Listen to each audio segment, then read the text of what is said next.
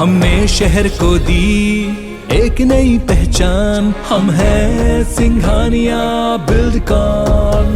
IBC 24 की खबर के बाद असर हुआ है, मध्य प्रदेश की सरकार हरकत में आई है। दरअसल इस वक्त मैं जहां खड़ा हूं, मध्य प्रदेश की राजधानी भोपाल में बड़ी झील के किनारे इस वक्त मैं खड़ा हूं और वेटलैंड अथॉरिटी ने ये सीधे गाइडलाइन दी हुई है कि बड़े तालाब के आसपास लगभग 50 मीटर का जो दायरा है वहाँ पे किसी तरीके का कंस्ट्रक्शन नहीं हो सकता और ख़ासकर जो कैचमेंट एरिया है, कैचमेंट एरिया में भी किसी तरीके का निर्माण नहीं हो सकता। वेटलैंड अथॉरिटी का ये नोटिस है तमाम कोर्ट्स की और NGT की गाइडलाइंस से बावजूद इसके मध्य प्रदेश की राजधानी भोपाल में हमने देखा कि कैचमेंट एरिया में निर्माण हो रहा है और ये खबर IBC 24 ने दिखाई। उसके बाद पर्यावरण मंत्री मध्य प्रदेश के हरदीप सिंह डंग ने यह दावा किया है कि मध्य प्रदेश के राजधानी भोपाल में अगर इस तरीके का कोई निर्माण कैचमेंट एरिया में हो रहा है तो उसके खिलाफ सख्त कार्रवाई मध्य प्रदेश की सरकार करेगी।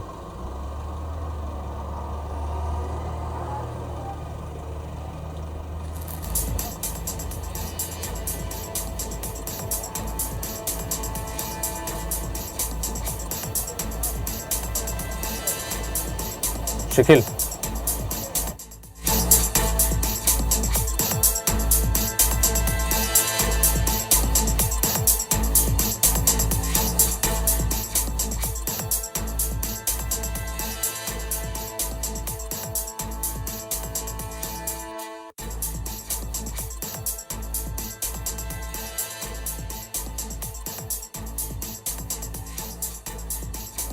IBC 24 की खबर का एक बार फिर असर हुआ है और अब बात कर लेते हैं इस पूरे मसले पर शिखिल व्यवहार से।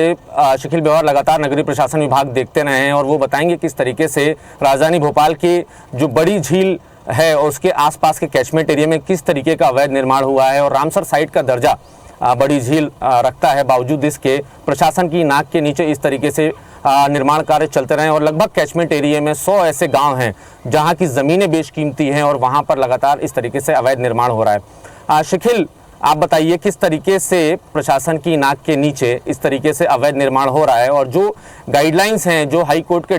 डिसीजंस हैं, जो NGT के डिसीजंस हैं, इसके बावजूद जो नियम बनाए गए हैं तो वो क्यों नहीं ज़मीन पर निकल कर आ रहे हैं? शिखिल, देखिए, निश्चित तौर पर कई नियम बनाए गए, बल्कि यूं कहा जाए कि राजधानी भोपाल का जो बड़ा तालाब है न सिर्फ मध्य प्रदेश देश बल्कि अगर हम बात करें तो विश्व स्तरीय धरोहर में इसको गिना जाता है और तभी इसको विश्व स्तरीय जो दर्जा है रामसर साइट का दिया गया है। लेकिन जिस प्रकार से जो गड़बड़ियां यहाँ पर की गई थी, वेटलैंड रूल 2017 जो केंद्र सरकार का रूल ऑफ रेगुलेशन है, उसके आधार पर मध्य प्रदेश के वेटलैंड ने एक नोटिफिकेशन जारी किया और इस नोटिफिकेशन में 50 मीटर तक के जो निर्माण को पाबंदी की बात कही गई। लेकिन 50 मीटर के बाद जो कैचमेंट एरिया शुरू होता है नवीन, उसको लेकर किसी भी प्रकार का कोई भी और निर्णय जो है वो नहीं लिया गया और इसी को देखते हुए IBC 24 ने खबर दिखाई, जिम्मेदारों को चेताया, क्योंकि जो तालाब का अस्तित्व होता है वो कैचमेंट से होता है। इसके लिए पहले भी कई बार नियम कानून बनाए गए, सेट की रिपोर्ट बनाई गई थी, हरियाणा हाईकोर्ट का डिसीजन है। 2005 के मास्टर प्लान के साथ साथ ये निर्णय यहाँ पर दिए गए थे कि किसी भी प्रकार से कैचमेंट में कहीं से कहीं तक पक्के निर्माण नहीं होना चाहिए। लेकिन ये तमाम नियमों की धज्जियां उड़ाई गई और कहीं ना कहीं राजनीतिक संरक्षण के चलते, भूमाफियाओं से मिलीभगत के चलते जिम्मेदारों ने ही इस कैचमेंट को बर्बादी के लिए प्लान रचा और इसके चलते जो तमाम जो निर्माण है वो होते गए और बड़ा कैचमेंट का एरिया बर्बाद हुआ। यही चीज जो इस बार का वेटलैंड रूल का जो नोटिफिकेशन जारी हुआ, उसमें भी कुछ इसी प्रकार का एक क्लॉज लगा दिया गया था, जिसमें चुप्पी साध ली गई थी कि कैचमेंट के एरिया में आखिर क्या करना है। मात्र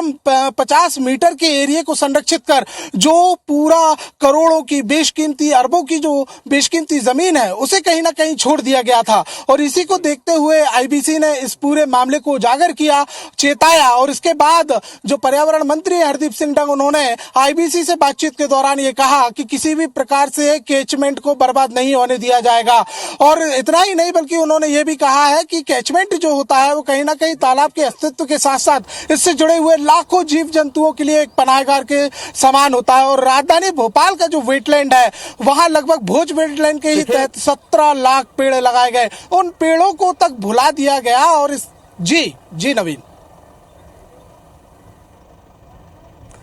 शकील, एक बार आप इस वक्त जिस जगह खड़े हैं, बड़ी झील के उसी किनारे खड़े हैं जहां पर कैचमेंट एरिया है, और मैं आप कहूंगा कि आप एक बार दर्शकों को दिखाएं किस तरीके से बड़ी झील के किनारे कैचमेंट एरिया में अवैध निर्माण हो रहे हैं। शायद ये तस्वीर मध्य प्रदेश की सरकार भी देखेगी, शायद ये तस्वीर मध्य प्रदेश के पर्यावरण मंत्री हरदीप सिंह डंग भी देखेंगे और भोपाल के कलेक्टर अविनाश लवानिया भी देखेंगे किस तरीके से कैचमेंट एरिया में अवैध निर्माण हो रहा है।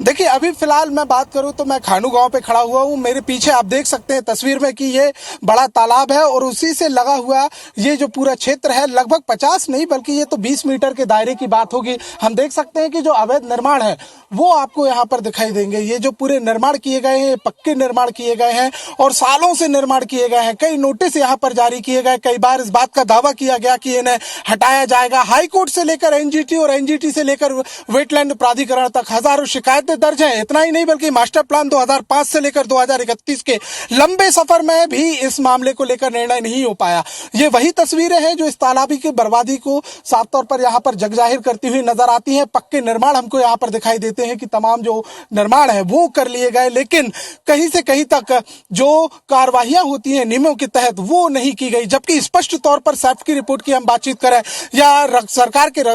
जो रेगुलेशंस हैं, जो नियम है, उनकी अगर हम बातचीत करें, इसमें बताया गया है कि 50 मीटर के दायरे में किसी भी प्रकार का निर्माण नहीं किया जा सकता। लेकिन तस्वीरों में हम देख सकते हैं कि ये वही कैचमेंट एरिया है जिसमें मात्र 20 मीटर की भी दूरी नहीं होगी और यहाँ पर कई निर्माण हमको दिखाई देते हैं। ये सिर्फ एक छोटी सी झलक है, एक छोटी सी तस्वीर है, बल्कि यूं कहा जाए कि भोज वेटलैंड यानी जिसको बड़े तालाब हम यहाँ पर कहते हैं, रामसर साइड जिसको हम यहाँ पर कहते हैं, उसमें लगभग कैचमेंट एरिया में जिस तरीके से अवैध निर्माण हुआ है उसको लेकर प्रशासन सख्त है और अब सरकार ने भी ये अल्टीमेटम दे दिया है। सरकार की तरफ से भी ये दावा किया गया है कि जो भी अवैध निर्माण होगा उसके खिलाफ कार्रवाई होगी। खुद IBC 24 की खबर पर मध्य प्रदेश के पर्यावरण मंत्री हरदीप सिंह डंग ने ये संज्ञान लिया है।